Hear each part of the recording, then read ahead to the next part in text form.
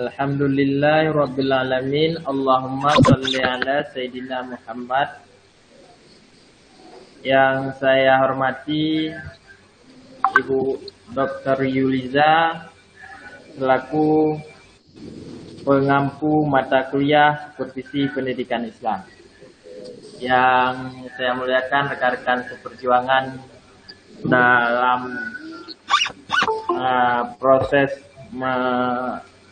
menempuh pendidikan gelar magister.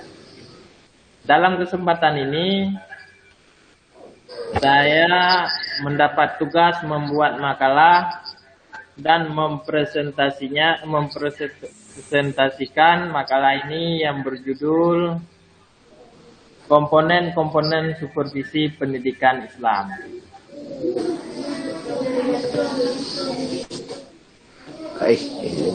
Yang pertama, pengertian komponen pendidikan Islam. Pendidikan Islam adalah proses mengubah tingkah laku individu pada kehidupan pribadi, masyarakat, dan alam sekitarnya. Dengan cara pengajaran sebagai suatu aktivitas asasi dan sebagai profesi di antara profesi-profesi asasi dalam masyarakat. Jadi pendidikan Islam adalah suatu proses mengubah tingkah laku manusia yang mulanya kurang sempurna hingga penyempurnaan di dalam pendidikan Islam sesuai kaidah-kaidah Islam. Selanjutnya, komponen dalam pendidikan Islam.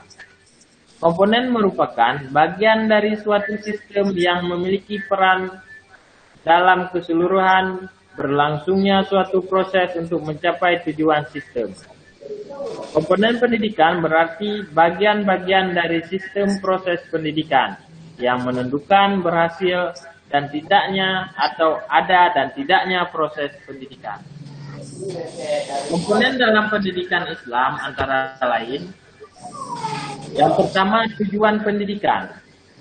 Tujuan pendidikan Islam adalah membentuk manusia yang berpribadi muslim serta berdasarkan ajaran Islam.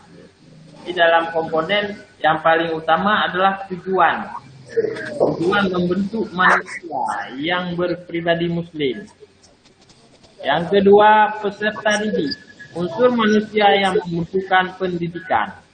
Jadi, yang kedua adalah unsur manusia yang membutuhkan pendidikan, yang butuh ilmu.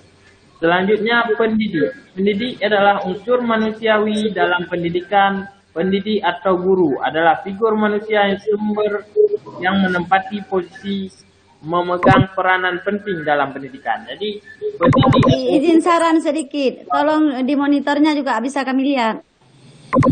Gimana, Bu? Setiap yang dipresentasikan tolong ditayang, kalau bisa. Oke, kasih.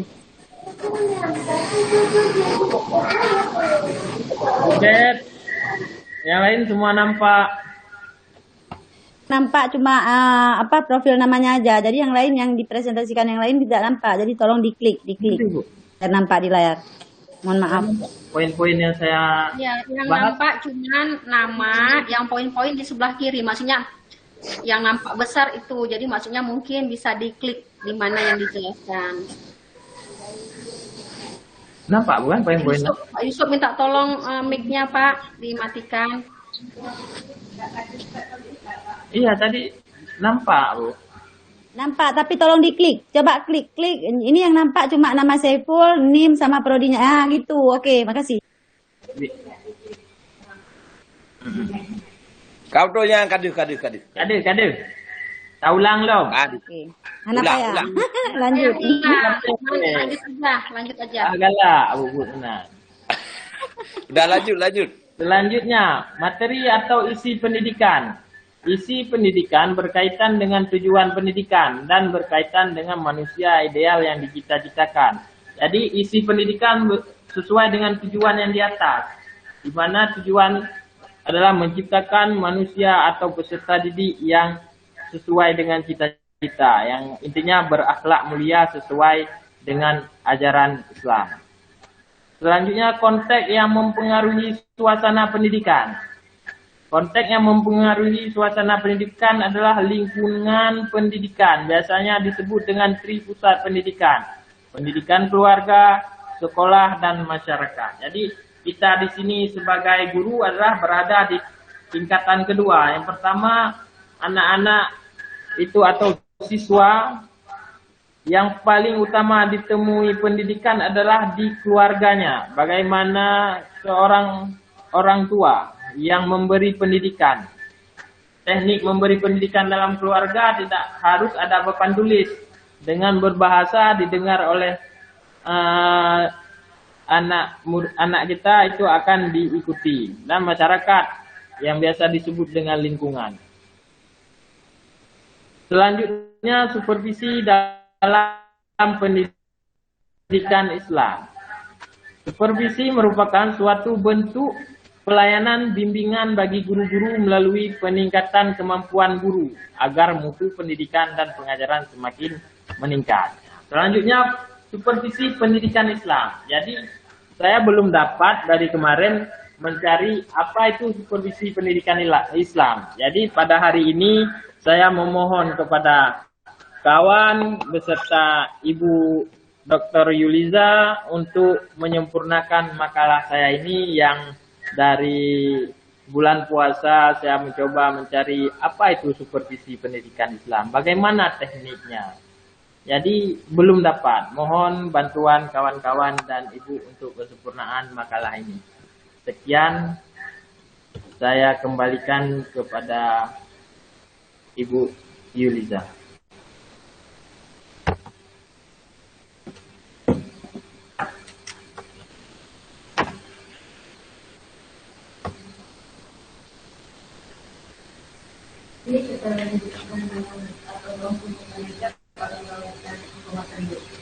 Terserah Ibu bagaimana tekniknya.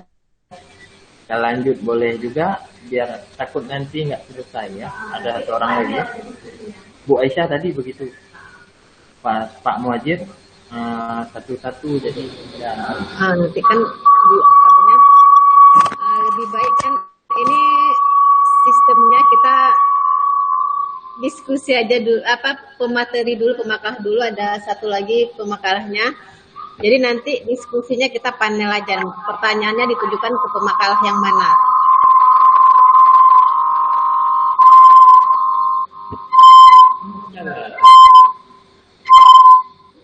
Jadi mungkin Bapak silakan, Pak Muslim.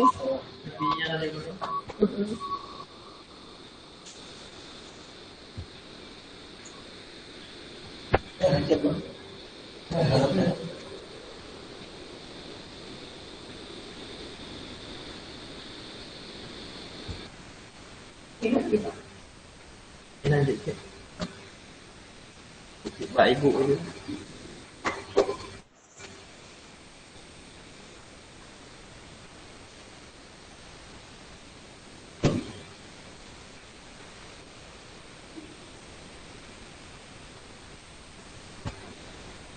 No, jemput Pak Muhajir no. Kedua Ibu Aisyah wah sayang Ibu. Ada ruang kunci nanti.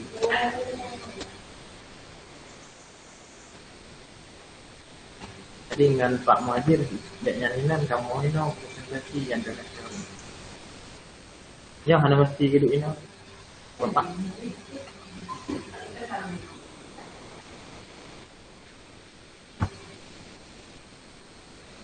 Siap ya?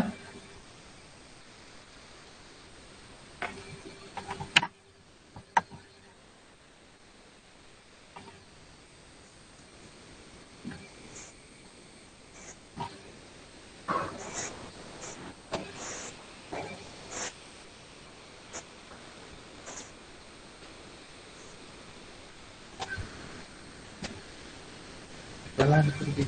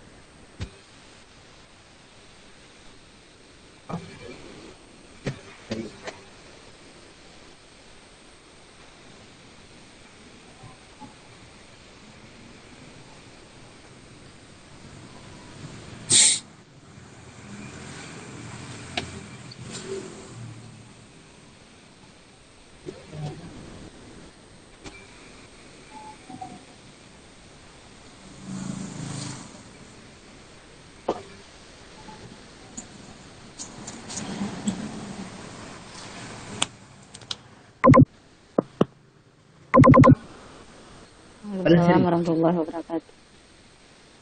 Alhamdulillah. Adik, Nadia Funan, 4 poin. Ada Pak, ada. Ya. Ada Pak.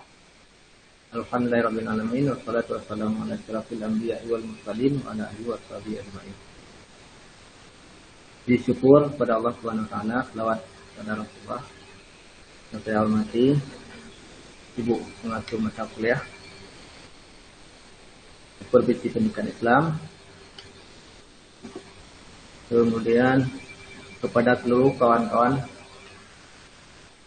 yang telah mengikuti mata kuliah ini. Adapun pada kesempatan yang sangat singkat ini, saya ingin memaparkan sedikit tentang pelaporan pengawas sekolah dan madrasah.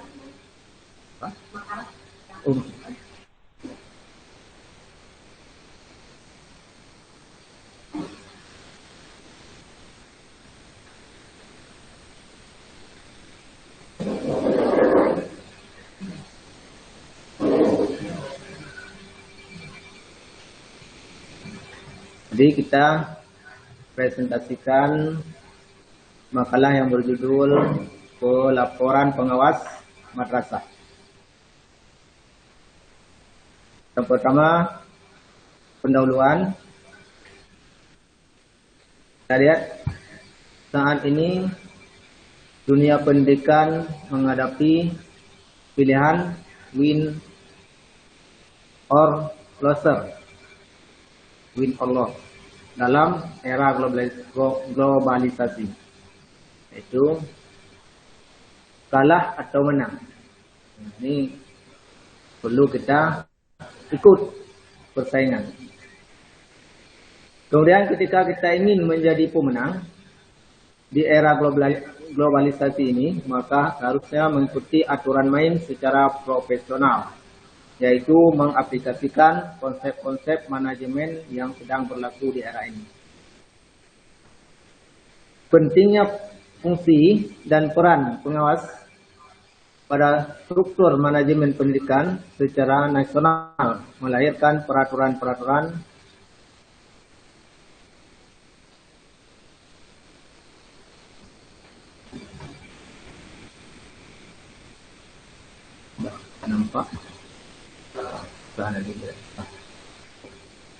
peraturan-peraturan Kementerian Pendidikan dan Kementerian Agama untuk mengatur tentang fungsi pengawas. Tinggal.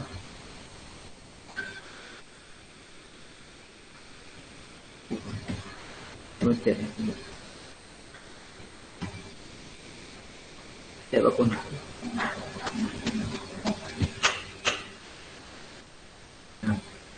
Kesadaran akan pentingnya kualitas dalam penyelenggaraan di madrasah mendorong pemerintah memperkuat posisi pengawas. Pengawas tentu mempunyai peran strategis membina, mengawasi, dan mengembangkan madrasah ibtidaiyah binaannya. Saya khusus di madrasah ibtidaiyah saya lihat. Yang menjadi perhatian kita dari beberapa madrasah yang ada di Aceh Utara, tingkat MI khususnya, jumlah pengawas masih sangat kurang, yaitu kami 2 orang di Aceh Utara. Dengan demikian, maka satu kendala yang kita hadapi. Kemudian adapun yang menjadi rumusan masalah sebagai berikut. Pertama, apa program pengawas di madrasah ibtidaiyah? Kemudian bagaimana implementasi program kerja pengawas? Kemudian bagaimana prosedur penyusunan program pengawas? Dan bagaimana sistematika program pengawas?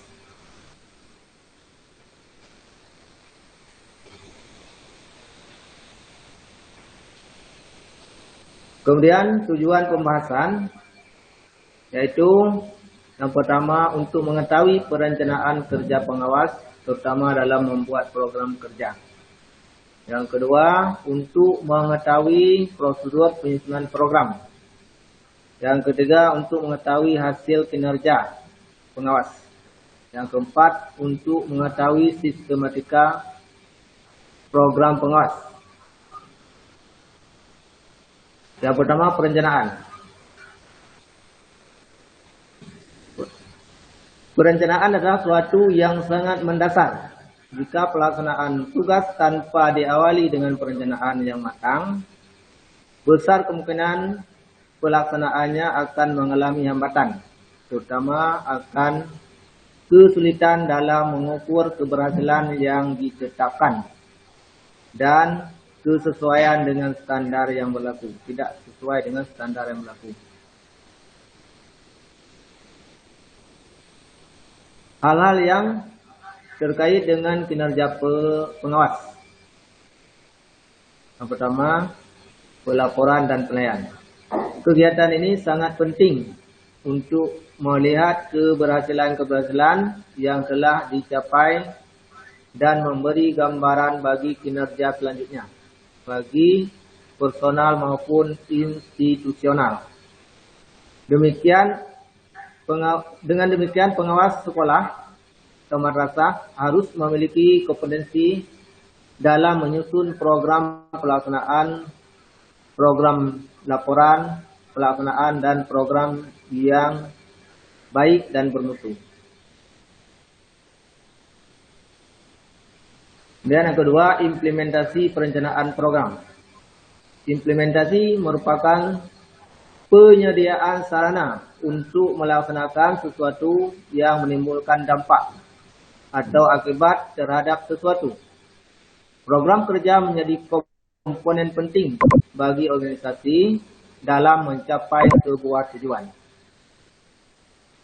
Berdasarkan jangka waktu atau periode kerja, program pengawas sekolah terdiri atas yang pertama program tahunan, kemudian program semester, kepengawasan akademik, dan kepengawasan manajerial. Yang ketiga, prosedur penyusunan program pengawas.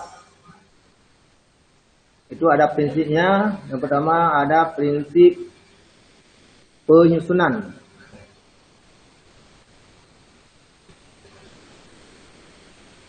Pada prinsip penyusunan, kinerja adalah hasil kerja secara kualitas dan kuantitas yang dicapai oleh seseorang dalam melaksanakan tugas sesuai dengan tanggung jawab yang diberikan kepadanya. Itu prinsip yang pertama, prinsip penyusunan. Kemudian isi pokok dan alur penyusunan program. Isi pokok kegiatan yang akan dituangkan dalam program kerja pengawas tahunan ada 4 macam. Yang pertama, identifikasi hasil pengawasan pada tahun sebelumnya. Kemudian yang kedua, pengolahan dan analisis hasil dan evaluasi pengawasan tahun sebelumnya. Yang ketiga, perumusan rencana program pengawasan tahunan. Yang keempat, pemantapan dan penyempurnaan rancangan program pengawasan tahunan. Keempat, sistem program pengawasan madrasah. Yang pertama, program tahunan. Nah, ini program tahunan. Dalam membuat pelaporan program tahunan ini bisa kita lihat, yang pertama ada halaman judul, halaman pengesahan, kata pengantar, daftar isi, bab 1 pendahuluan, kemudian di bab pendahuluan ada latar belakang, landasan hukum, visi misi, dan strategi pengawasan. Kemudian ada tujuan dan saran pengawas. Kemudian yang kelima, tugas pokok dan ruang lingkup pengawas. Itu pada bab yang pertama. Kemudian pada bab yang kedua harus dilaporkan oleh pengawas, yaitu identifikasi hasil. Yang pertama ada deskripsi hasil pengawasan. Yang kedua, masalah dalam pengawasan. Yang ketiga, kebijakan dalam bidang pendidikan. Kemudian bab yang ketiga, deskripsi program pengawasan. Itu ada perlu dicantumkan, yaitu pertama program pembinaan.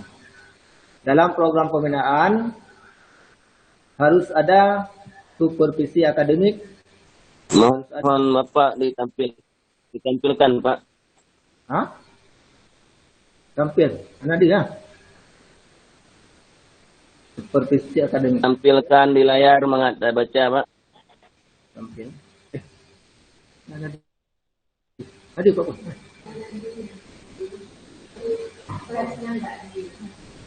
Bapak klik.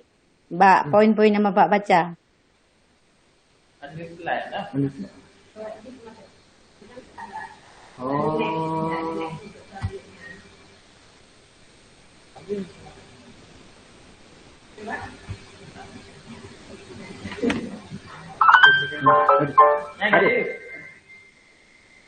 Kadi no?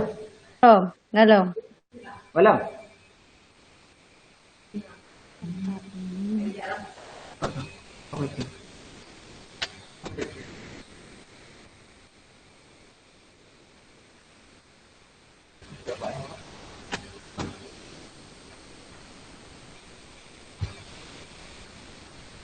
Yang pakai wifi yang itu.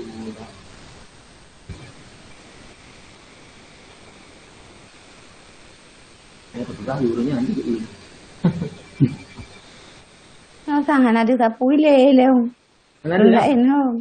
Nya long hana ada ile sapu buno ada nan ro no bak kapur. Iban hai ja nga. Nah, gajak. Asal bedu biu luar. Kalau buno kalau dia cina rekaman.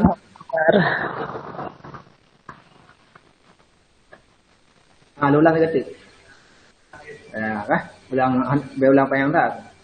Baju kata kah? Nah, kan nanti tampilan. Ini sudah nampak kita yang perlu kita lapor oleh pengawas, perlu membuat pelaporan. Itu apa? Rumusan-rumusan yang perlu dilaporkan. Yang pertama, bab 1 ada latar belakang sama seperti kayak tulis yang lain juga. Kemudian ada landasan hukum, ada visi misi, kemudian ada tujuan dan saran, kemudian ada tugas pokok.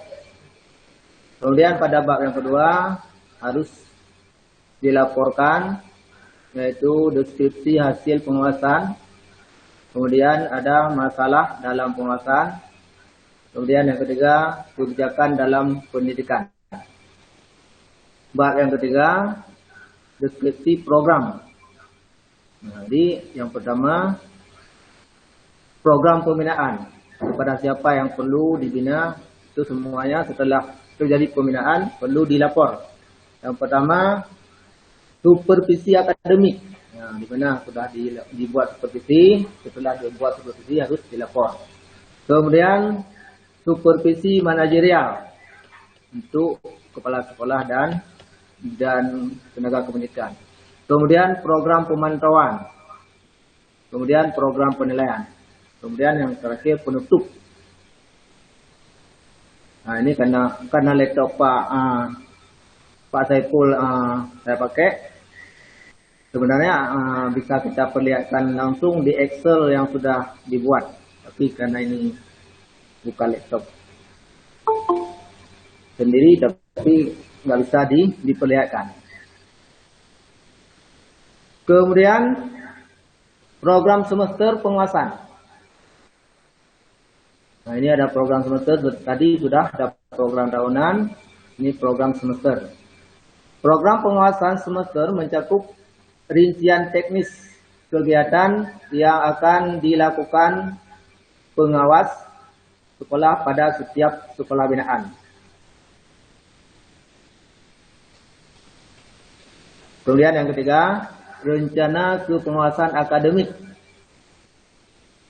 Sasarannya adalah guru. Kemudian yang keempat, rencana kepengawasan manajerial. Sasarannya adalah tenaga kependidikan dan kepala madrasah. Inilah yang dapat saya sampaikan. Terima kasih atas segala kekurangan dan mohon maaf atas segala kekurangan dan terima kasih atas segala perhatian. Karena makalah ini banyak sekali kekurangan, maka perlu penyempurnaan terutama di pihak pembina kita, yaitu Ibu Yuliza. Kemudian tidak tertutup kemungkinan juga pada kawan-kawan semua. Nah, ini karena laptop Pak saya pun anjir lempudu lah laporan yang sebetulnya, ya kan? Laporan yang asli. Yo, terima kasih atas segala kekurangan pada Pak. Dan saya akhiri dulu sampai di sini. Wabillahi taufiq wal hidayah. Assalamualaikum warahmatullahi wabarakatuh.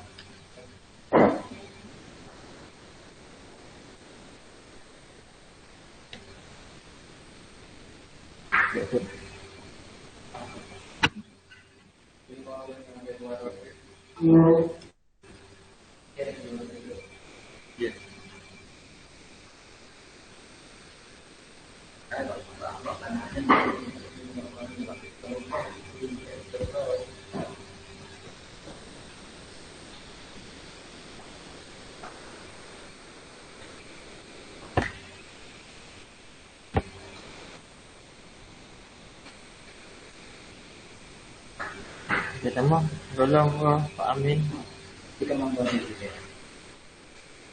Ini hubungi Pak Amin iunya di Lebabe. Pada kesempatan ini saya akan memaparkan makalah saya, yaitu laporan pengawas. Dan judulnya sama dengan pamflet, mungkin isinya agak berbeda.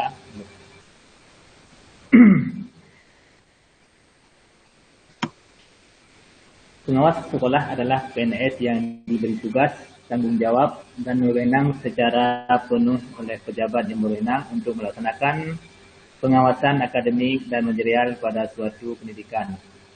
4 kegiatan pengawasan yaitu meliputi 1. Menyusun program pengawasan, 2. Melaksanakan program pengawasan, 3. Evaluasi hasil pelaksanaan program, dan 4. Melaksanakan pembimbingan dan pelatihan profesional guru.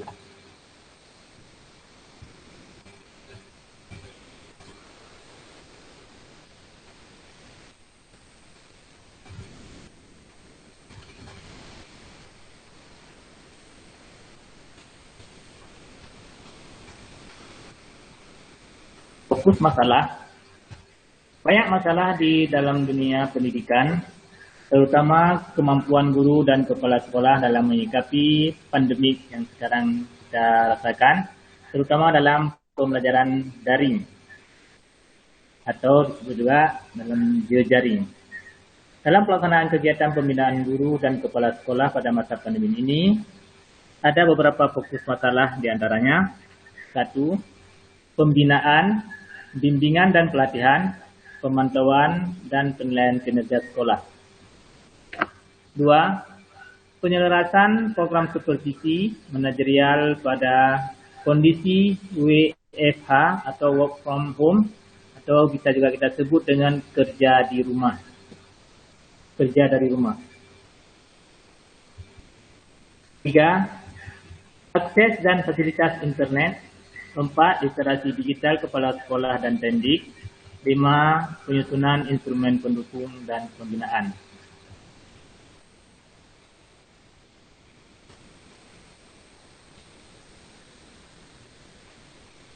Tujuan dan sasaran. Tujuan pembinaan guru dan kepala sekolah pada masa pandemi COVID-19 adalah terjadinya peningkatan kompetensi kepala sekolah, guru dan tendik pada satuan pendidikan. Sasaran pembinaan adalah kepala sekolah sebagai manajer di sekolahnya dan para guru sebagai ujung tombak dalam mentransformasi ilmu. sikap dan tingkah laku serta staf pegawai yang membantu administrasi pelaksanaan seluruh proses kegiatan belajar dari rumah yang tetap mengacu kepada himbauan pemerintah untuk study of home, belajar di rumah. B. Ruang lingkup kepengawasan. Ruang lingkup tugas kepengawasan yang dilakukan pada masa pandemi COVID ini adalah: 1. Supervisi manajerial, diantaranya A. Pembinaan, bimbingan, dan pelatihan, pemantauan dan penilaian. B. Menyelaraskan program supervisi manajerial dengan kondisi dan rencana kerja work from home. C. Mengidentifikasi akses dan fasilitas internet. D. Mengidentifikasi tingkat literasi digital kepala sekolah, guru, dan pendidik. E. Menyusun instrumen pendukung. 2. Supervisi akademik, yaitu supervisi perangkat pembelajaran, dan juga termasuk supervisi proses. Selanjutnya, pemecahan masalah. Sebuah pelaporan merupakan analisis dari sebuah hasil kinerja dan evaluasinya. Perangkat ini sangat berguna bagi banyak kalangan, mulai dari pelaporan penerimaan laporan maupun yang dilaporkan. Supervisi akademik adalah bantuan yang diberikan pada guru, sekolah atau madrasah untuk mengembangkan kemampuan akademiknya, kompetensi pedagogik guru.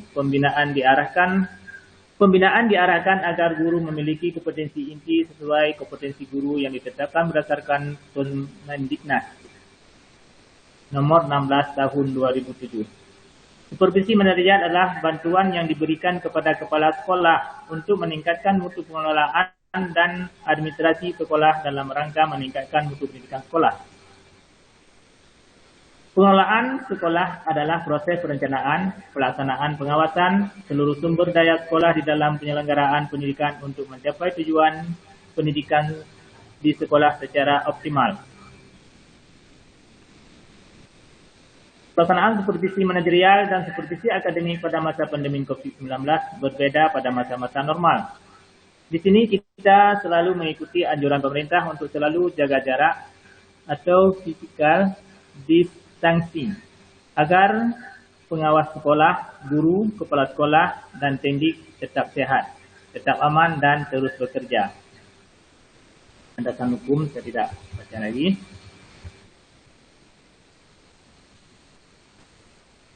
Rangka berpikir, proses pendidikan yang berkualitas diurus oleh orang-orang yang berkualitas, baik yang menangani manajemen maupun pembelajaran.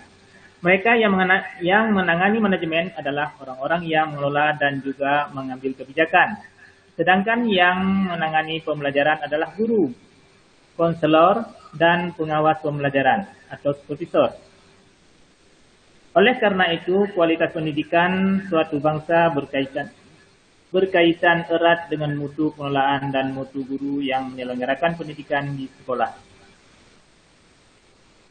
Konsep supervisi modern dirumuskan oleh Kimball Will adalah supervision is assistance in the development of bahasa Inggris yang betul. Anda lancar lidah. Ya, langsung. Rumusan ini mengisyaratkan bahwa layanan supervisi meliputi keseluruhan situasi belajar mengajar. Pendekatan yang dilakukan adalah kolaboratif. Pendekatan kolaboratif adalah jenis pendekatan di mana pengawas, kepala sekolah, dan guru secara bersama-sama bersepakat untuk mencari solusi dan pelaksanaannya. Hal ini akan efektif dalam melakukan pembinaan terhadap permasalahan teknis dalam pelaksanaan supervisi akademik dan manajerial pada masa pandemi. Metode 1. Persiapan. Terjalin komunikasi koordinasi dengan kepala sekolah, ketua MPKS, guru, MDMP, KKG, dan pendidik melalui telepon atau HP atau WhatsApp. Pelaksanaan meminta guru atau KKG menyiapkan perangkat pembelajaran di rumah. meminta guru teknologi mengirim lewat daring. Pengawas mengoreksi, memberi masukan untuk penyempurnaan perangkat pembelajaran RPP belajar di rumah. Guru melaksanakan pembelajaran belajar dari rumah, the work of from home, dan apabila memungkinkan guru dapat direkam pelaksanaan pembelajarannya. Pengawas melaksanakan observasi dengan moda daring, WA group, website, Zoom, Teams, dan lain-lain, serta luring dengan menggunakan instrumen khusus untuk observasi pembelajaran di rumah. 3. Evaluasi hasil pembinaan guru masa pandemi 19, evaluasi hasil pembinaan kepala sekolah masa pandemi, evaluasi hasil monep ujian sekolah.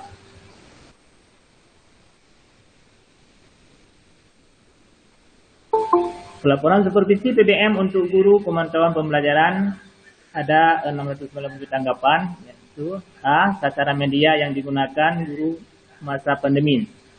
Itu banyak, WhatsApp, email pribadi, Google Chrome, Google Drive, dan lain-lain. Itu ada persentasenya, itu perkiraan. B. Guru membantu siswa belajar di rumah pada masa pandemi dengan materi pembelajaran sesuai program pembelajaran guru. Ada sama dengan 92,3%. 2. Soal-soal ulangan ujian sesuai materi pembelajaran. 3. Lainnya ada 16%. 2. Supervisi kepala sekolah.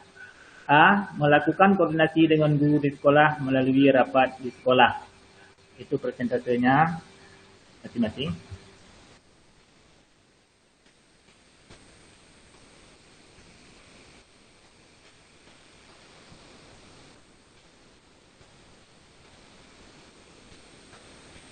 Nah, selanjutnya kesimpulan dan saran.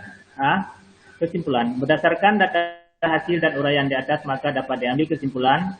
1.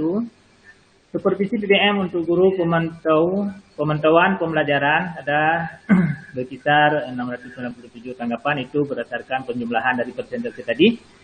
Selanjutnya A. Sarana media yang digunakan guru masa pandemi COVID-19 secara umum adalah WhatsApp dan Google Classroom. B. Guru membantu siswa belajar dari rumah masa pandemi secara umum, materi pembelajaran sesuai program dan soal ulangan sesuai materi pembelajaran.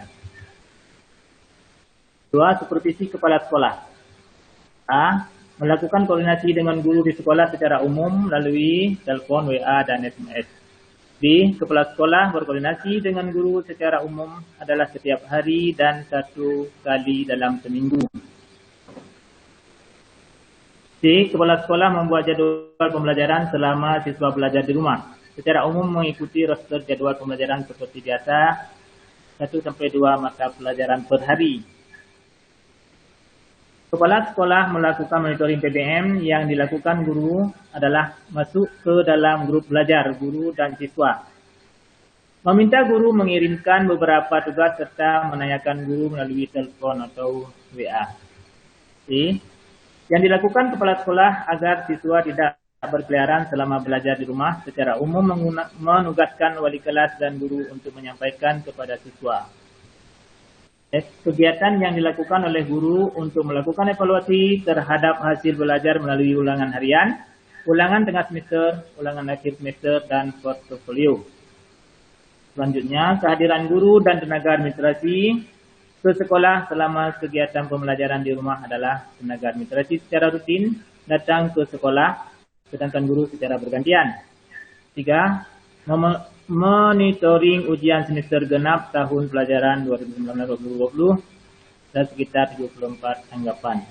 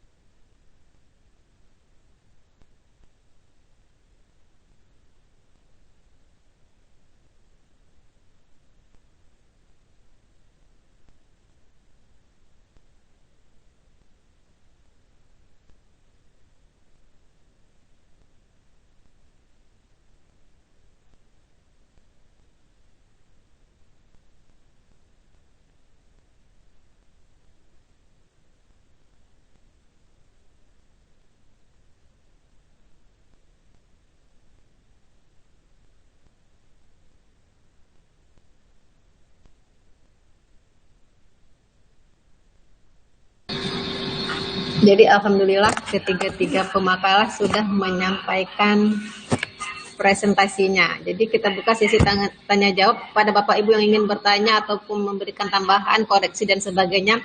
Itu silakan nanti ditujukan pemakalah yang mana.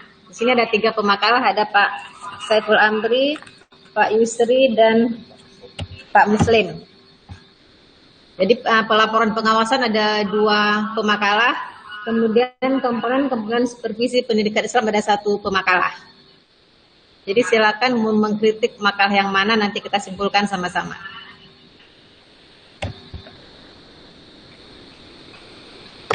Silakan Bapak Ibu.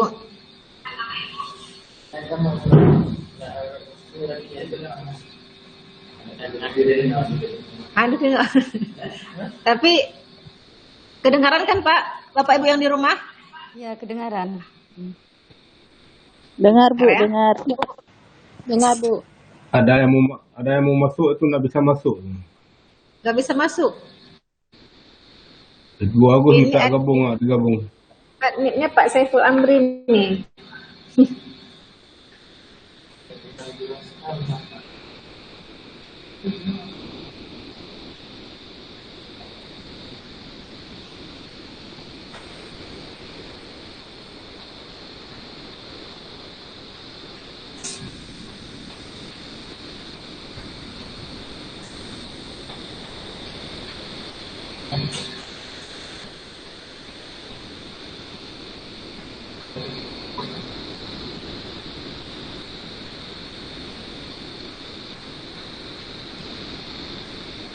Silakan Pak Ibu yang ingin mengkoreksi, memberi tambahan atau dan sejenisnya dipersilakan kepada 3 pemakalah. Laporan ke pengawasan dengan komponen supervisi pendidikan Islam. Laporan pengawas ya Pak. Ya, ini langsung praktisinya. Praktisinya yang memberikan makalahnya. Langsung pengawas. Ya.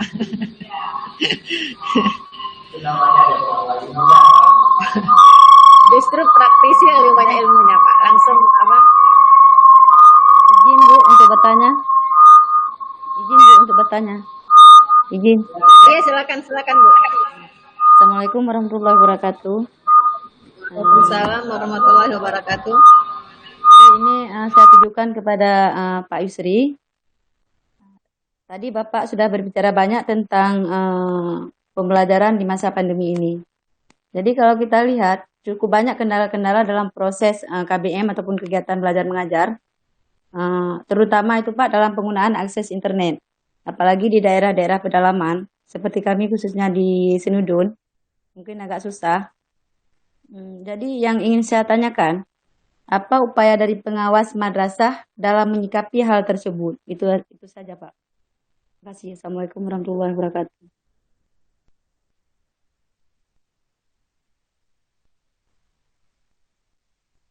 Udah, satu lagi saya tujukan ke Pak Muslim.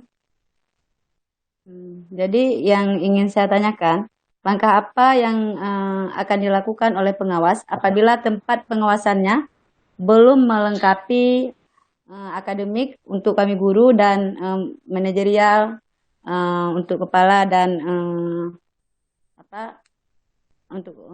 apabila belum melengkapi. Saya ulang, langkah apa yang dilakukan oleh pengawas apabila tempat pengawasannya belum melengkapi manajemen yang berkaitan dengan akademik dan manajerial. Itu saja. Terima kasih, Pak.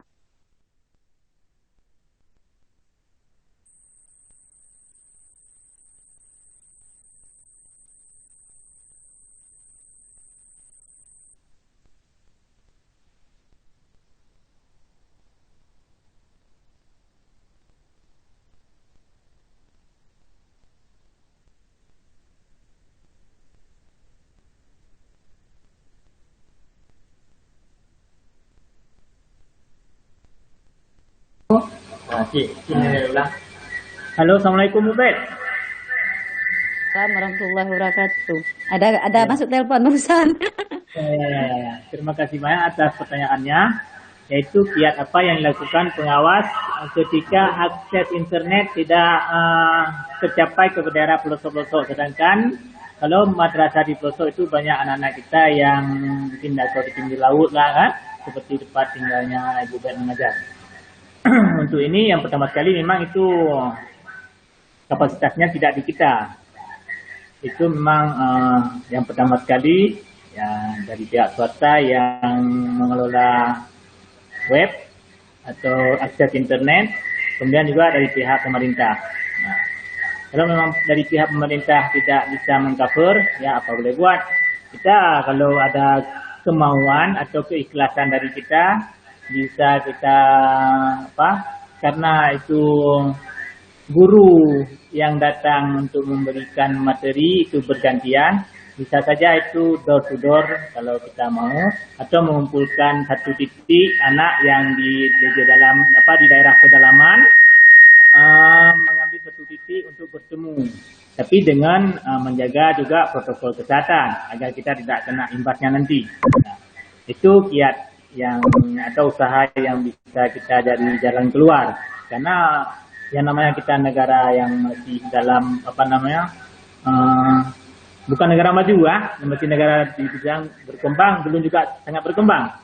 Ya, untuk ini ya inisiatif kita lah, apalagi kita ini di Kementerian Agama, logo kita pun logo ikhlas beramal, juga kita untuk mencoba ya. Memang kita sudah ikhlas, bukan ini katakan kita belum ikhlas, tetapi ini sekedar sharing. Saling memberi jalan keluar antara kita pemangku pendidikan. Nah, demikian yang dapat saya sampaikan. Mungkin ada dari teman-teman yang ingin menambah. Terima kasih.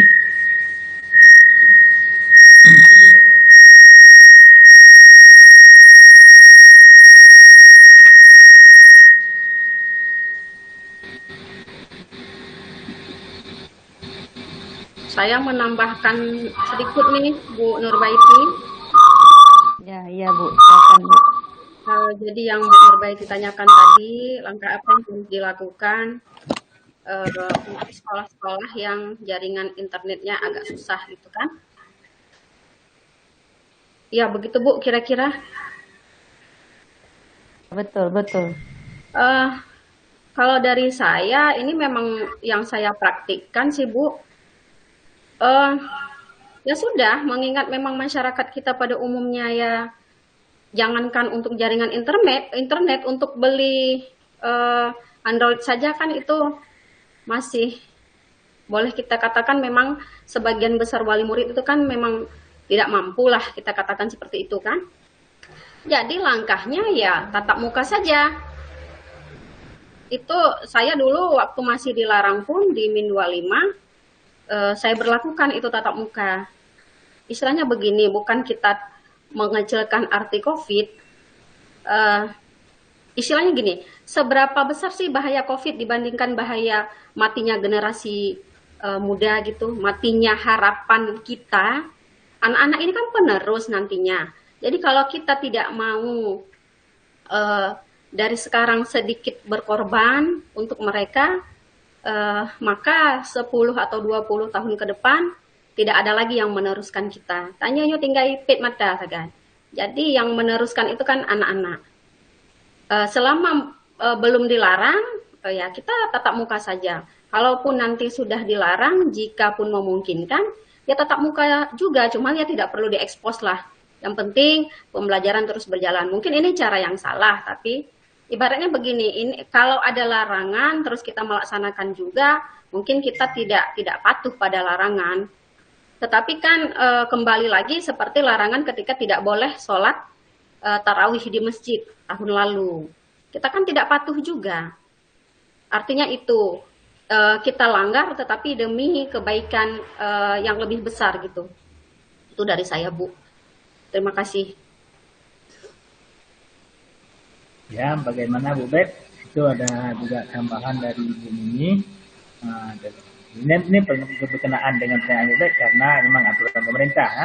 Iya, betul. Dari Bu Mimi, kalau memang itu bisa disiasati, kita siasati, ya.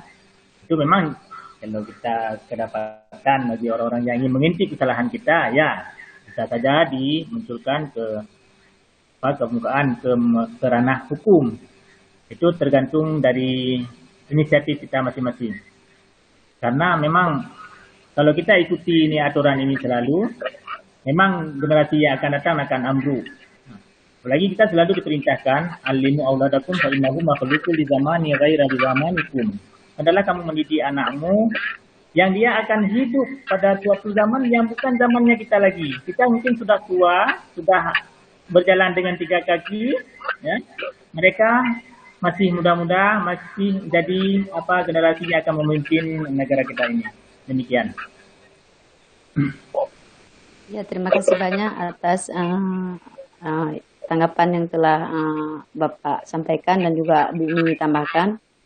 Itu memang menurut saya memang jalan terbaik dan mungkin rata-rata kita sudah melaksanakannya. Dan semoga saja setiap yang kita lakukan itu akan bermanfaat dan mungkin memang benar-benar sangat bermanfaat, terutama untuk anak-anak kita. Nah, terima kasih banyak, Pak. Sama-sama. Ya, Muslim. Saya tanya Ibu. Kenaikan dari Bapak Ibu Bet juga bertanya pertanyaan dari Ibu Bet sih, no? Iya, Pak. Bu Bet bisa diulang pertanyaan dan tidak? Nah, catat ya Pak Muslim. Oh ya, ini laporan bagaimana kalau pengawas mendapatkan ada tenaga kependidikan yang terutama sekali itu guru bila tidak lengkap administrasinya, bagaimana sikap seorang pengawas? Pak Muslim. Nah, jadi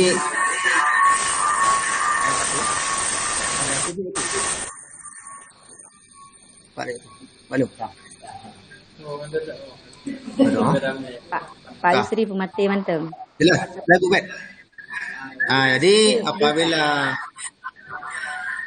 Pak Yusri Pemati Mantem, Pak Yusri. Ya.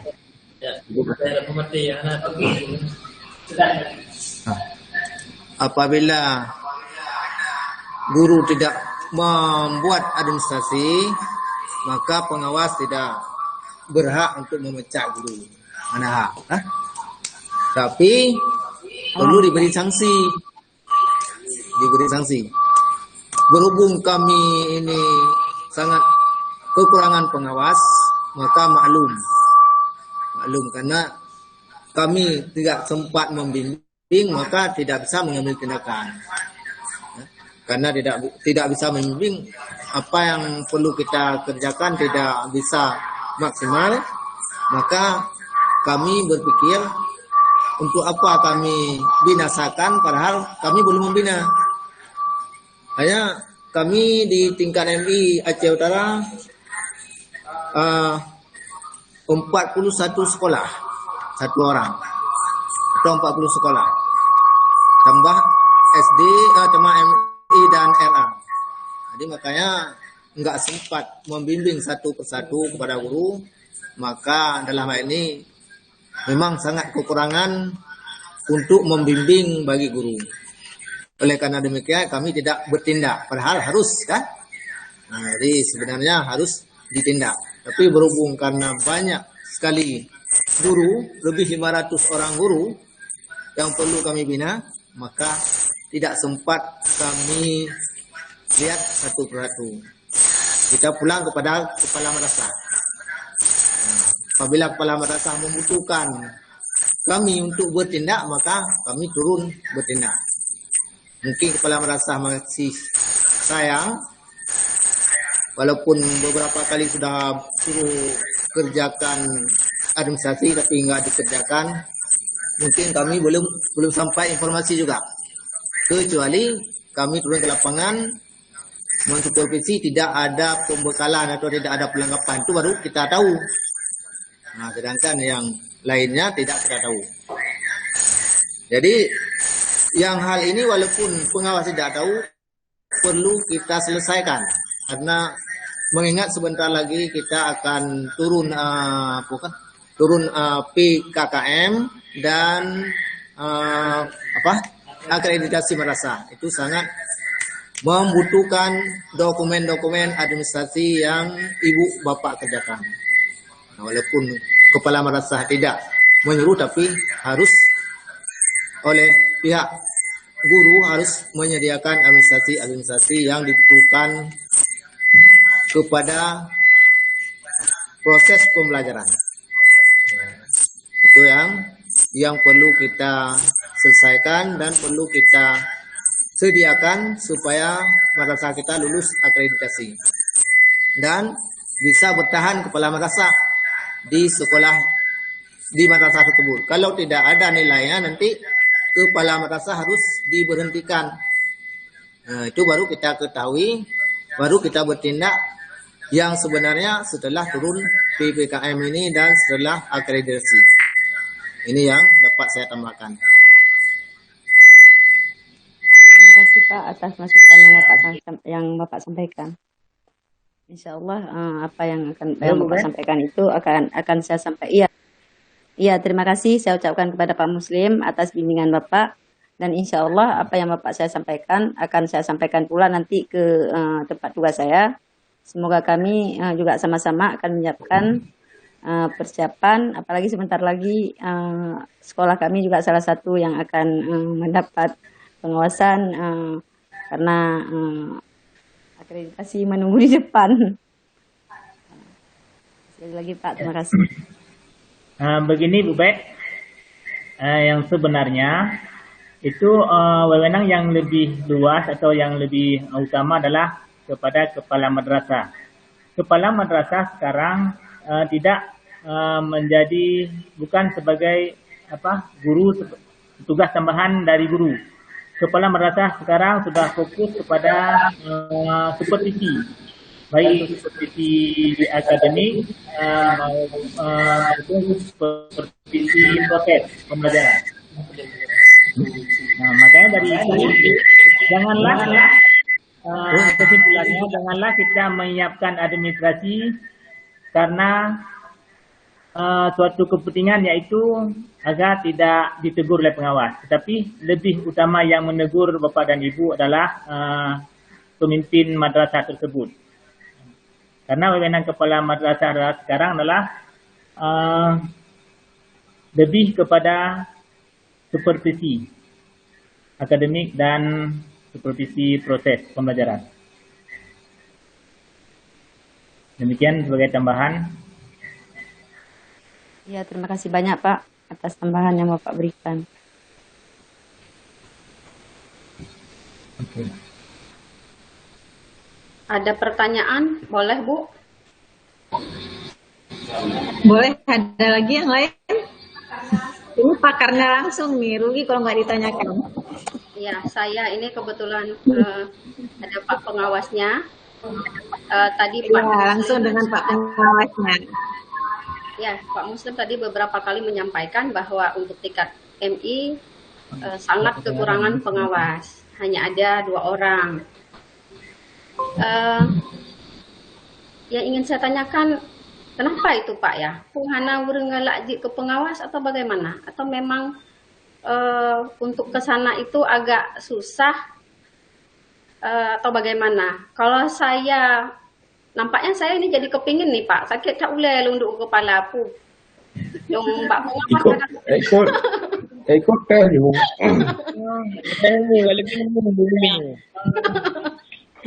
Jadi kali ini serius nih Pak. Serius. Berapa batasan umur Pak Amin? Ya. Halo Pak Amin.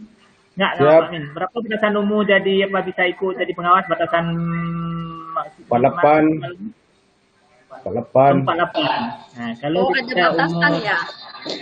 48. Nggak bisa nih, saya udah tua ya. Jadi pangkat golongan 48 minimal 3C. 3C. Kalau dari golongan sudah lebih, tapi dari usia mungkin sudah tidak bisa ya. Mungkin yang lain nanti berminat. usia belum. Ada salahnya nanti. Di kepengawasan bukan lagi tempat orang untuk mengambil pensiun. Ya. Jadi dibuka Pak Yusri dibuka hanya anti hitam pengawas hidung kepala gula. Ya udah Pak Amin, terima kasih Pak Amin. Iya, saya lanjut ya. Mana tahu nanti yang yang di sini ada Bu Yusnidar, Bu Nurbaiti berminat gitu kan. Jadi syarat untuk menjadi pengawas itu kan memang ikut tes, tapi sebelumnya apa harus ikut semacam pendidikan dulu Pak, semacam diklat pengawas atau bagaimana? Nah, biasanya untuk ikut diklat ini kan tidak, aksesnya kan agak bukan gimana ya, apa saya yang nggak tahu selama ini atau memang tidak begitu terbuka atau bagaimana? Misalnya seperti pelatihan guru itu kan ke kantor biasanya, ke Penmat. Nah, orang Penmat menghubungi sekolah-sekolah tertentu yang kadang guru di sekolah A sudah berangkat, sementara di sekolah B nggak tahu gitu. Apa yang pengawas seperti itu juga. Begini, Bu Mimi, Nanti kalau untuk diklat, ya, kalau untuk diklat biasanya kuotanya kita dikirim dari Balai Diklat Banda Aceh, bukan kita yang usul dari sini. Ketika permintaan dari sana untuk peserta diklat, baru dikirim dari Kemenang. Itu akan ditujukan kepada sekolah-sekolah mungkin yang bersifat pemerataan lah. Kalau untuk pengawas, biasanya kalau udah ada permintaan dari, itu yang biasanya ya, apakah saya kurang tahu juga, karena teknisnya di kantor. Apakah memang diusul untuk dipanggil diklat untuk calon pengawas atau memang ada program dari Balai Diklat tersebut? Itu saya nggak tahu persis juga. Karena kemarin saya ketika naik ke pengawas terganjal belum ada diklat pengawasan. Kemudian entah ada permohonan dari kantor atau memang pas ada permintaan dari Balai Diklat. Sudah memang itu salah satu syarat untuk jadi pengawas. Yang pertama sekali ikut tes, kemudian asesmen, dan diklat kepengawasan. Begitu syarat-syaratnya Bu Mimi. Jadi untuk lebih lanjut mungkin informasinya kita bisa sama-sama menanyakan kepada yang teknisnya, terutama sekali mungkin di bagian pendidikan madrasah. Ya. Sedikit mau saya tanyakan juga tentang untuk menjadi pengawas itu, apakah mesti harus dari kepala sekolah dulu baru bisa maksudnya harus ikuti jenjangnya, ataupun dari guru bisa langsung ke pengawas begitu? Kalau bisa tolong Bapak jelaskan. Kalau dulu memang gini, kan di kepengawasan itu ada supervisi akademik dan supervisi manajerial. Supervisi manajerial itu khusus kita supervisi kepala madrasah. Kalau supervisi akademik yaitu yang menyangkut dengan tenaga pendidikan dari guru dan tenaga pendidikan. Jadi kalau kita tidak menjadi kepala madrasah dulu agak rumit ya untuk menjadi supervisi, kita laksanakan supervisi manajerial karena kita tidak paham betul dengan manajemen kepemimpinan. Demikian yang mungkin yang dapat saya jawab. Mungkin ada tambahan dari Pak Muslim atau dari Pak Amin. Saya tambahkan, Bu Bet, untuk kepengawasan, tenaga kepengawasan saat ini itu sudah dibuka peluang dari guru. Itu ada beberapa guru di tingkat MTS sudah dalam usulan, itu sudah ke Kanwil, tinggal menunggu proses turun SK, itu dari guru. Jadi tidak harus mesti dari kepala madrasah. Namun paling indah sebenarnya, paling indah itu dari kepala madrasah karena itu di sisi manajerial sudah pernah mereka kuasai, itu di kepemimpinan mereka sudah pernah memimpin madrasah, memimpin guru, siswa, dan sebagainya. Itu mungkin lebih luas lagi kemampuan mereka di dalam penguasaan manajerial. Namun karena sesuatu dan lain hal, karena dibatasi oleh regulasi, pengawas harus sekian usia, sehingga banyak kepala madrasah setelah mengikuti diklat calon pengawas, namun tidak langsung diusul menjadi pengawas. Ini yang jadi masalah. Sehingga ketika mau diusul menjadi pengawas, itu terkendala di usia. Ketika ikut cawas, usianya itu masih ditolerir, ya, Tapi ketika setelahnya itu terkendala dengan usia karena ikut diklat hana langsung diangkat ke pengawas, tapi sebagai persiapan biasanya itu sebagai persiapan untuk melangkah ke pengawas. Tapi ketika mau diusul karena lama tidak diusul ya terganjal dengan usia sehingga juga tidak bisa diusulkan. Ini contoh saya sampaikan seperti Pak Jul ini, Pak Jul Min 22 itu sudah ikut dia diklat online. Itu kayak udah lulus beliau. Tapi sebenarnya itu sudah bisa diusul, tapi karena tidak diusul kita takutnya nanti terkendala dengan usia. Begitu mau diusul sudah tidak bisa lagi karena usianya sudah mencapai 50 tahun misalnya. Jadi persoalan. Kemudian saya pikir nggak rumit jadi pengawas. Iya. Mendaftar, setelah didaftar ke Kanwil ada program diklat, dikirim untuk diklat. Setelah itu diusul SK. Tinggal menunggu. Cuma masalahnya ketika di pangkat golongan, ini yang bermasalah ketika keluar SK. 4A ke atas itu SK-nya di kementerian di Jakarta. Ini yang lama kita tunggu. Tapi di bawahnya itu adalah SK-nya di Kanwil, tidak ada masalah. Kemudian tugas itu tidak berat. Memang kalau kita lihat mindset pengawas dulu, ya seperti itu. Apa namanya? Istilahnya menunggu pensiun atau yang dari struktural pindah ke fungsional pengawas, kita ada yang perpanjangan usia pensiun. Tapi saat ini pengawas itu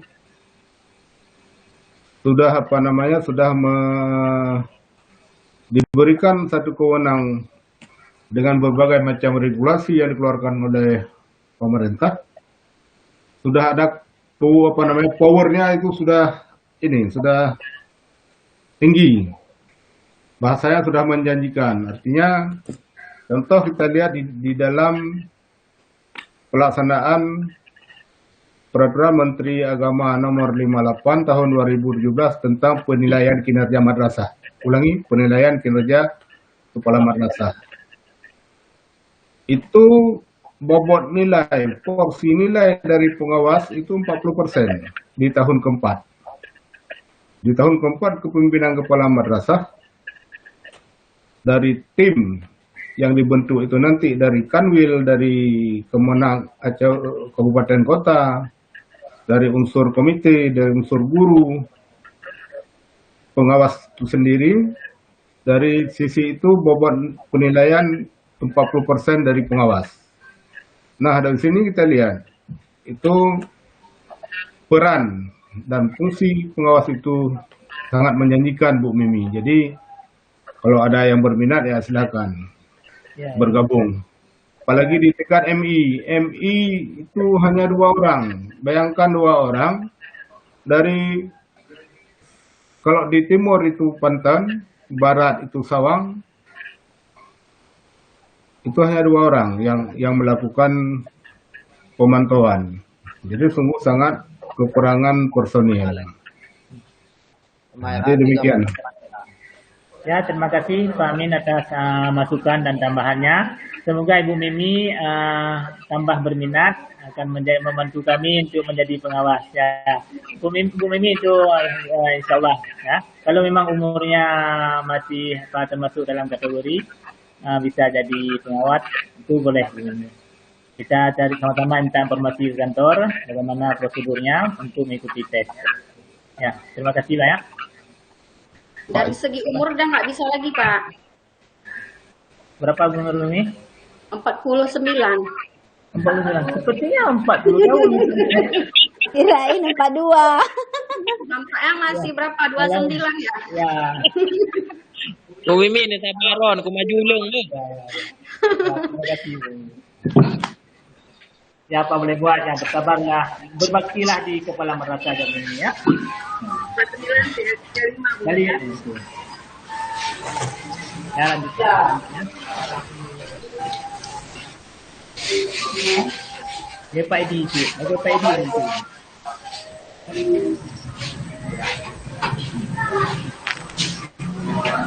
Oke, Bu. Para pasang.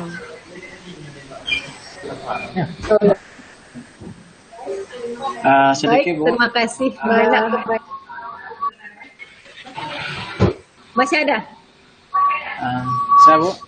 Ini ada Oh ya, sedikit. silakan, Pak. Assalamualaikum. Nah, Pak Zulkarnain. Saya. Ya. Bismillahirrahmanirrahim. Saya ingin share sedikit tentang supervisi ya. Itu supervisi yang dilakukan itu berkisar mengenai masalah pelaksanaan peraturan dan ketentuan serta undang-undang yang telah ditetapkan. Kebiasaan yang dilakukan oleh sebagian supervisor itu pada zaman dulu, pada saat melaksanakan supervisi ke lembaga-lembaga pendidikan itu lebih banyak bersifat mencari kekurangan dan kesalahan. Itu yang dilakukan kita lihat di dulu lah. Tapi pada saat sekarang itu lebih condong kepada berpegang kepada surat keputusan Menteri Pendidikan dan Kebudayaan itu nomor 0141 tahun enggak ingat saya tahun berapa. Itu diadakanlah reorganisasi Departemen Pendidikan pada tahun 70 tentang surat keputusan Menteri Pendidikan terhadap sebutan inspeksi dalam bidang pendidikan dan kebudayaan diubah menjadi pembinaan. Itu pada masa sekarang. Jadi perubahan tersebut dimaksudkan agar usaha-usaha yang dilakukan oleh para supervisor dalam usaha bimbingan dan menuntun para guru berkenaan dengan proses belajar mengajar itu dapat terlaksana dengan baik sesuai ketentuan yang telah diatur. Jadi pembinaan para guru, para supervisor itu dilakukan secara kontinu, diharapkan membawa semangat kepada para guru yang akan mengajar dan juga kepada kepala madrasah yang akan melaksanakan tugasnya. Jadi kalau kita lihat sekarang itu pengawas yang lebih cenderung kepada pembinaan. Kalau dulu saya lihat, terus saya awal-awal jadi guru itu merupakan perasaan pengawas datang ke sekolah itu sifatnya seperti kejutan ya gitu. Satu kejutan. Dengar isu aja ada pengawas mau turun itu kita bukannya senang, malah kita jadi kelimpungan, jadi khawatir. Tapi kalau ada teman sekarang itu kayaknya hal-hal yang ditunggu itu berdasarkan datang pengawas itu hal yang itulah perubahan yang kita lihat kalau soal pengawas pada masa sekarang. Itu saja Pak. Assalamualaikum warahmatullahi wabarakatuh. Ya, terima kasih. Waalaikumsalam warahmatullahi wabarakatuh. Ya, terima kasih kepada Pak Jul yang telah memberi tanggapan ya tentang tupoksi pengawas, perbedaan pengawas dulu dengan sekarang. Memang sekarang supervisi tetap dan juga pembinaan. Ya, jadi sekarang pengawas itu mitra kerja stakeholder di madrasah. Ya, terima kasih Pak Jul. Kembali pada itu.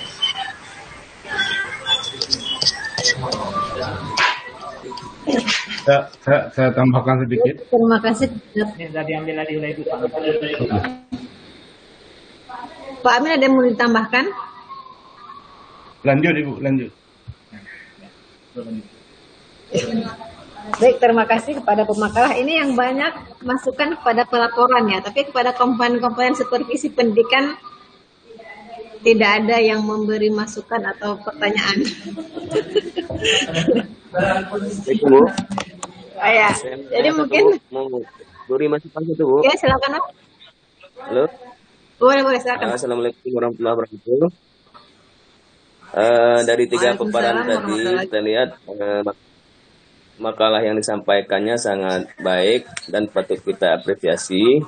Yang namun semua itu tujuan untuk memajukan suatu pendidikan, mencapai suatu pendidikan. Cuman di sini saya sedikit ingin menyampaikan tentang di akademisi, di tendiknya Bu. Mungkin masih kita ada, mungkin di setiap ataupun ada sebahagian yang masih yang mengajar kadang-kadang tidak sesuai dengan akademisinya ataupun tidak linear dengan ijazah, walaupun kemampuannya mungkin melebihi daripada yang memiliki ijazah yang sesuai. Ataupun ada sedikit lagi yang terkendala juga, kadang ada guru juga yang merangkap ada jabatan ataupun tambahan tenaga tambahan untuk bidang lain sehingga tidak bisa tercover. Mungkin di situ satu juga hambatan untuk tercapainya pencapaian yang kita inginkan tadi kepada anak didik kita. Mungkin oleh Bapak Pengawas lebih melihat lagi pada madrasah-madrasah ataupun tempat pendidikan yang mungkin perlu ditambah tenaga ke situ untuk mungkin ditambah kepada satu madrasah sehingga ada yang mungkin bendahara yang diberi tambahan tugas, kadang-kadang ada jam tugas di kelas sehingga untuk memberi kadang tidak diberikan tugas kepada guru lain mungkin sehingga tidak tepat mungkin begitu sedikit di bidang akademiknya. Ini hal ini tadi yang disampaikan oleh Bapak Muslim. Mungkin ada kaitannya nggak Pak Saiful Amri? Tentang tenaga pendidik itu unsur dari manusiawi. Mungkin sedikit dari saya sedikit tentang akademisi tendik. Demikian Bu. Assalamualaikum warahmatullahi wabarakatuh. Waalaikumsalam warahmatullahi wabarakatuh. Ya, masukannya. Terima kasih Pak Sukri masukannya. Ini karena apa ya, praktisi semua yang ada di dunia kita. Jadi apalagi hari ini pelaporan pengawasan yang langsung dibahas oleh pakarnya. Nah, jadi kalau kita lihat memang saya hanya sedikit menyimpulkan tentang pelaporan pengawasan itu bahwa pelaporan pengawasan itu kegiatan evaluasi hasil pelaksanaan program kepengawasan agar dapat dipertanggungjawabkan. Maka kegiatan hasil pelaksanaan program kepengawasan itu harus dapat dibuktikan sebagai hasil dibuktikan dalam satuan hasil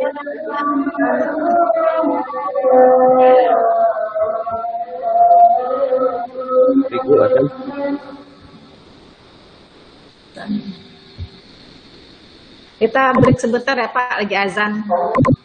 Laporan pengawasan, ini langsung pakarnya jadi nggak perlu banyak-banyak. Jadi intinya saja bahwa laporan pengawasan itu hasil pelaksanaan pengawasan yang dibuktikan dengan laporan sebagai dokumen ya.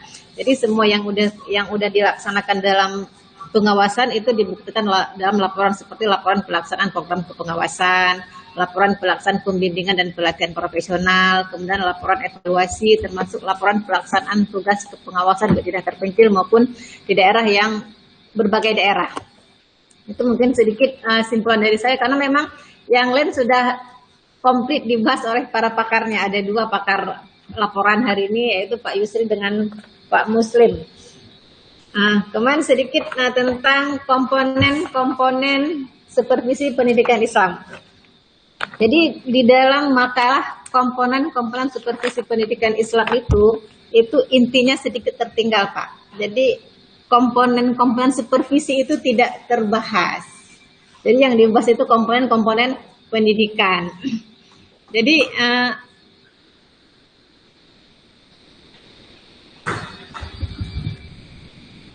kalau kita lihat komponen supervisi pendidikan Islam itu ada supervisi bidang personil, supervisi bidang material, akademik, operasional, dan bidang pengembangan manajemen. Jadi mungkin komponen-komponen yang tidak tersebutkan dalam makalah, ya tambahan. Jadi ya yang ada komponen-komponen, memang judulnya ada komponen supervisi pendidikan, tapi lari kepada komponen pendidikan Islam. Tapi komponen supervisinya yang tidak ada. Itu. Jadi dalam makalah komponen supervisi pendidikan Islam. Nah, sebenarnya yang wajib ada di situ kan supervisi personil, material, akademik, operasional, dan pengembangan manajemen. Itu kan komponen-komponennya. Jadi kalau seperti bidang personil itu kan ada guru, kepala sekolah, guru, siswa, kemudian staf. Nah, jadi setiap itu nanti ada komponen-komponennya juga. Itu mungkin yang sedikit tambahan untuk makalah komponen supervisi pendidikan Islam. Begitu juga dengan supervisi bidang material, ya kan? Jadi kalau seperti bidang material itu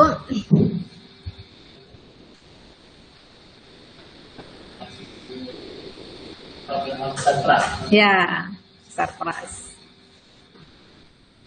sarana prasarana. Kemudian kalau misalnya apa?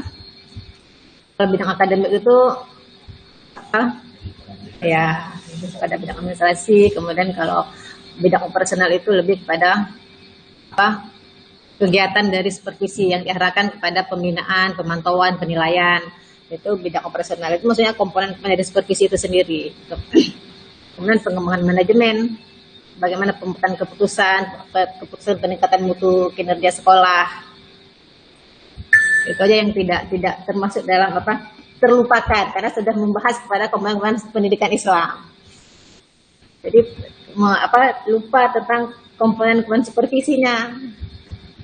Tapi kekurangannya di komponen supervisi. Iya, komponen supervisi.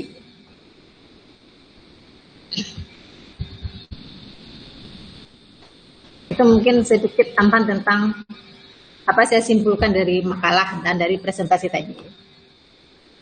Ada tambahan mungkin dari Bapak Ibu, tapi saya rasa udah komplit ya Pak.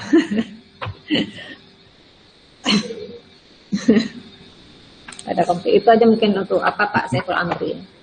Kita kadain saja kalau enggak.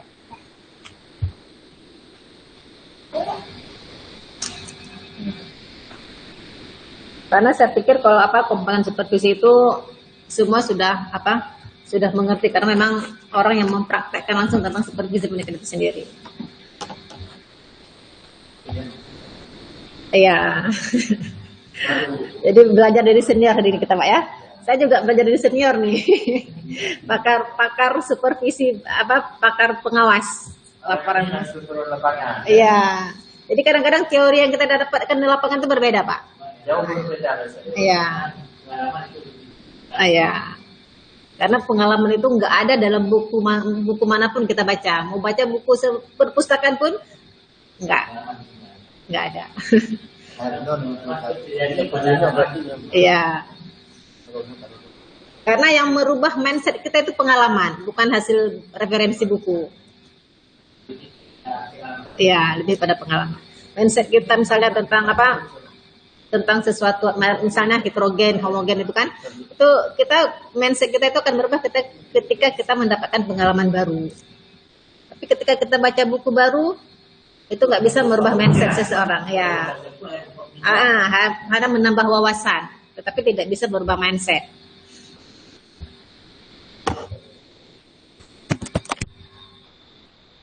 Alhamdulillah hari ini kita 3 pemakalah ya, jadi udah ada kemarin 9. 7 ya. Jadi ada tinggal beberapa kali kemarin 7. 2 orang berarti. Ya. 2, 3. Sabtu depan ada yang berhalangan atau tidak?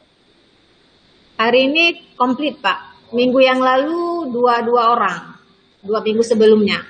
Karena ada yang sakit. Minggu pertama ada yang sakit. Minggu kedua nggak ada informasi. Hari ini komplit. Minggu depan siapa Pak? Untuk minggu depan siapa yang berhalangan biar saya maju. Siapa saja minggu depan Pak? Itu ada jadwal di grup ya.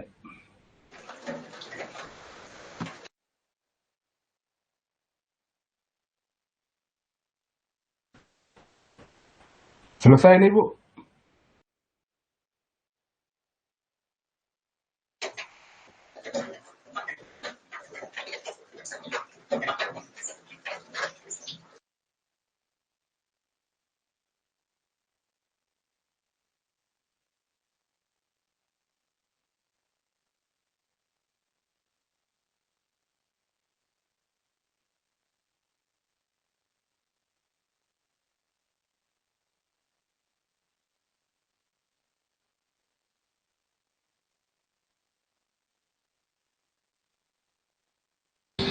Harus kejar tayang memang ya.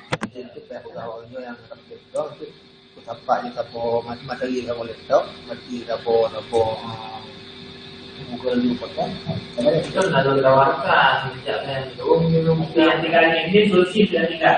Sayang, Nggak pegang. Betul, siap. Ini pegang. Betul, itu kata siap ada itu. Ya. Baik Bapak Ibu, mungkin hari ini kita agak cepat sedikit ya Pak, karena saya juga ada jadwal dari. Enggak, maksudnya gini, karena kita sholat lagi ini kan, jadi Ya, siap. saya Lanjut. karena nggak di sini Pak, harus cari tempat lagi, nggak di sini. Pasca juga, unit 2. Tapi pun dari ini dari ini kepada Pak. Ya, tutup terus. Bapak Ibu, terima kasih atas semua perhatian dan partisipasinya. Mohon maaf atas segala kekurangannya. Sama-sama Bu. Insya Allah kita bertemu minggu yang akan datang dalam sistem daring dan luring juga. Mohon maaf. Assalamualaikum warahmatullahi wabarakatuh. Waalaikumsalam. Selanjutnya beralih ke MKFMPI. Iya. Linknya sudah ada di FMPI. Kawan-kawan beralih ke sana ya. Terima kasih.